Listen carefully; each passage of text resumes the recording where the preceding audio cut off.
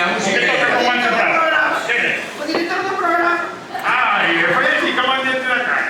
É para falar aquí por el pinzanillo. Oye, unha cosa, vamos presentar agora.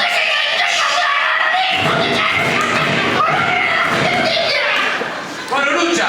Aquí date pastilla, vale. Eso está. Oye, ahora. Una vez, adiós en el partido, tomó un no le di cuidado a los míos.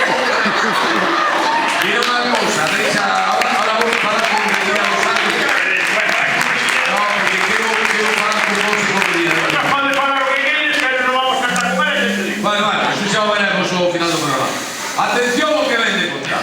Abriron o programa a banda de música de Castrelo de Campados, banda de 125 anos, ininterrumpidos de actividade, pero agora xúntanse con Orfeón Treixador, esas magníficas voces que escribiron páxinas da música tradicional galega absolutamente sublimes. Pois verán vostedes o que nos prepara esta vez esta banda de música de Castrelo de Campados e Treixador.